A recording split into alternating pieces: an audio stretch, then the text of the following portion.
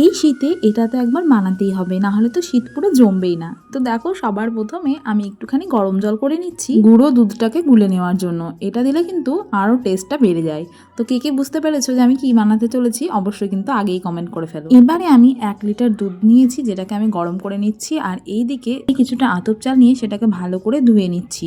অনেক ক্ষেত্রেই কিন্তু আমি এটা বানানোর সময় আতপ চালটাকে ধুয়ে ঘি মাখিয়ে তারপরে দিই। তো এই দেখো, দুধের মধ্যে আমি আতপ চালটাকে দিয়ে নিচ্ছি। তো হ্যাঁ, আজকে আমি বানাতে চলেছি নলেন গুড়ের পায়েস। এবারে চালটাকে ভালো মতো সেদ্ধ করে নিচ্ছি।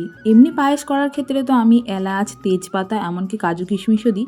তবে যেহেতু নলেন গুড়ের পায়েস, সেই জন্য আমি ওগুলো কিছুই দেওয়া পছন্দ করি না। যাতে শুধু গুড়ের ফ্লেভারটাই আসে, আমার এটাই ভালো লাগে, তাই আমি এভাবেই বানাচ্ছি। তো আমি এখানে খেজুর গুড়ের যে পাটালিটা আছে সেটা নিয়েছি, যাতে কালারটা ভালো আসে তার জন্য। তো দেখো, দুধটা অনেকটাই কমে গেছিলো। এই মুহূর্তে আমি গুঁড়ো দুধটা গুলেছিলাম সেটা দিয়ে দিচ্ছি। এবারে আমি দিয়ে দিচ্ছি এই পাটালি গুড়গুলো। এখানে পুরো নলেন গুড়টাই আমি ব্যবহার করতাম, তবে রঙটা যাতে একটু ভালো আসে যার জন্য কিন্তু আমি এই গুড়টা দিয়েছি। তবে এই গুড়টাও কিন্তু ভীষণই ভালো, মা একজনের কাছে অর্ডার দিয়ে এটা নিয়ে আসা করিয়েছে। তো দেখো কি সুন্দর চলে এসেছে পায়েসের কালারটা। এবার আমি যে নলেন গুড়টা আছে সেটা আমি দিয়ে নেব। এই গুড়টা এত সুন্দর খেতেও আর এত সুন্দর গন্ধ যে কি বলবো তোমাদের। এটা তো 250 টাকা করে কেজি নিয়েছে। তোমরা কে কে আসল গুড়টা খেয়েছো অবশ্যই কিন্তু কমেন্টে জানিও। এখন আসল গুড় তো সেরকম পাওয়াই যায় না, তো জানি না, আমাদেরকে তো এটা বলেছে আসল, আর এটা খেতেও কিন্তু টেস্টটা দারুণ। তো সবার শেষে আমি গুড়টা দিয়ে দিয়েছি, দিয়ে আমি নামিয়ে নিয়েছি, আর আমার পায়েস রেডি। আর এটার সাথে খাওয়ার জন্য বানিয়েছিলাম গরম গরম লুচি।